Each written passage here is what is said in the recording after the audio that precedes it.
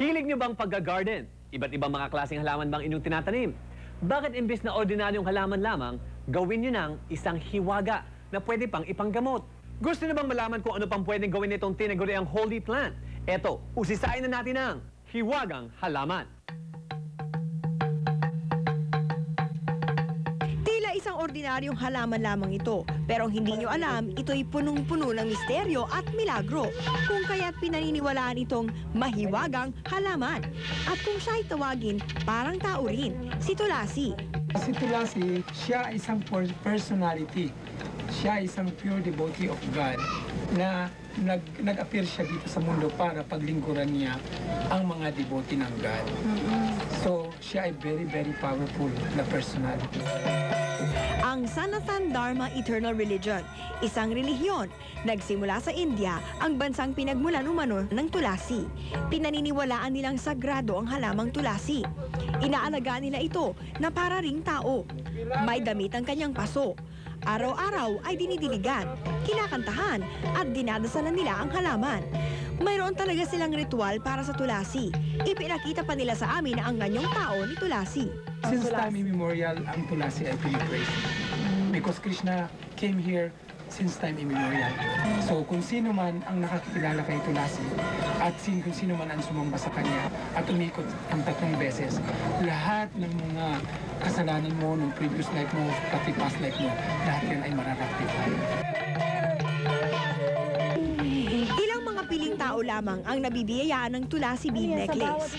Ito ay gawa sa kahoy na nanggaling sa halaman. Isa umano itong makapangyarihang kwintas. Pag ikaw ay namatay at mayroon kang tulsi, ikaw ay hindi pwedeng lapitan ng kahit sinong masasamang espiritu. Kung sino man yung kamatayan, Lord of Kamatayan, hindi ka pwedeng lalapitan niya. Kasi ang ibig sabihin niyan, kaya kami mayroong tulsi sa liig, we are a dog of God. May nagmamay-ari sa amin. Ang nagmamay-ari sa amin si Krishna. Maski sino ay pwedeng mag-alaga ng tulasi at sino mang magtanim nito ay mabibigyan ng proteksyon mula sa kasamaan, kapahamakan o anumang kamalasan. Maaari makakuha ng mga buto ng tulasi sa temple nila, walang bayad. Maraming silbi ang tulasi. Sa katunayan, may iba't ibang paraan ng paggamit nito. Pero sa bawat parang ito, di nila kinalilimutang bigkasin ang Mahamantra. Ito ang katumbas ng ama namin ng Katoliko. Doon sa isang balde, so mamantrahan mo na yon para maging holy yon. And then you will place the tulasi there. Pagkatapos, yun ang ipampapaliko. Pampabata, pampaganda, pampapogi. Sa mga may sakit, inilalagay sa noo ang dahon ng tulasi na nalagyan ng holy water. Nakakapagpagaling daw ito. Sa mga nais magkaroon ng pera, inilalagay ang nadasalang dahon sa loob ng kanilang pitaka. Sa mga estudyante, idinidikit sa iba't ibang parte ng katawan, lalo na sa noo, upang tumalino. Sa mga nagpapa-feng shui naman ng bahay, binibigyan nila ng itinaling tangkay ng tulasi at isinasabit sa itaas ng pinto. Pampaalis daw ito ng masasamang espiritu at elemento. Pero kadalasang ibinibigay nila ito sa mga taong may delikadong trabaho, kagaya ng mga sundalo at pulis. Binabalot nila ito sa tela.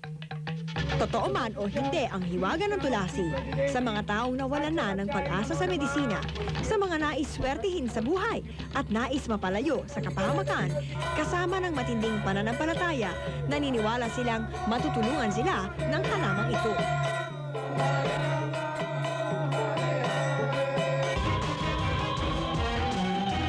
Nandito ang paranormal consultant na si Mother Adi. Kuminsan naman kasi, may mga tao na ang lakas ng attraction sa mga unseen beings. Kaya nakikita sila through the cameras, gano'n, sa mga pictures na gano'n. Katulad nitong picture na to. At ipinakita man niya sa amin ang mga dalagang litrato na di lang mga ligaw na kaluluwa ang makikita, kundi pati na rin ang mga elemento at engkanto. May lumabas dito na mukha ng baboy. Yan o. Tsaka dito, parang yung Tinkerbell. Ito naman, sa Mystical Cave. Nagpunta yung friend ko sa Mystical Cave. Tingnan mo ito, parang siyang duwende. Parang siyang duwende na nakayup-yup. At sa litratong ito na nakuha sa bahay ng isang kaibigan. Nakita namin ang form na ganito, nakakatakot, di ba, no? Elementals ito, no? Ngayon, ang bahay na to, sa loob, may protection siya, kaya hindi nakakapasok, kaya sila mismo ay nanonood lang sa labas. Pero para sa isang professional photographer tulad ni Nonoy Duran, walang kababalaghan sa mga litratong ito. Mahirap para sa akin paniwalaan kasi ang photography very scientific, no? Madali lang naman gawin yan eh. Sa darkroom pwedeng gawin yan. No? So, dalawang negative pagpatungin mo, tapos piprint mo. Paglabas nun, parang isang picture lang pero actually dalawang pictures na. At bilang patunay, ipinakita niya sa amin ang ilang mga larawang sinadyang lagyan ng mga imaheng aakalain mong multo. Kuminsan ang explanation nito yung belief system natin eh, na naka-ready na yung mind natin para tanggapin na mayroong nag-a-appear na ibang image ng mga elementals. Pero hindi naman pala. Tulad ng sikat na kuha ng di umano'y demonyo sa mga litrato mula sa gumuhong World Trade Center at Hindenburg explosion sa New Jersey. Kasi yung usok nakaka-form yan ng kung napakaraming images kung anong depende sa interpretation mo. Minabuti na ng grupo ng extraordinaryo na humingi ng tulong sa grupo ng Hare Krishna na kinabibilangan ni Mother Adi para ipagdasal ang mga di umano'y kaluluwang ito. So itong spirit na ito, magkakaroon sila ng liberation sa pamamagitan ng chanting ng Hare Krishna because the chanting of Hare Krishna is very, very powerful. Pero tandaan, di lahat ng ating nakikita ay dapat paniwalaan dahil baka naman pinaglalaroan lang tayo ng ating malikot na isipan. Sa mga kwentong hatid namin sa inyo sa hapong ito, marahil marami sa inyo ang nabangha at napatulala. Marami rin siguro ang napataas ang kilay at hindi naniwala. Ngunit sa mundong ating ginagalawan, may mga bagay-bagay na nagaganap na hindi may paliwanag nito man. Ngunit iniiwan namin sa inyo ang panghusga kung ito nga ba'y may katotohanan o wala. At nirerespeto namin ang inyong mga paniniwala. Sa ngalan ng ating partner na si Paolo Bediones, ako po si Miriam Kiambao at kami ang inyong kapuso sa GMA.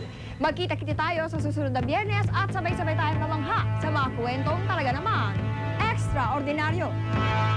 Mukhang totoo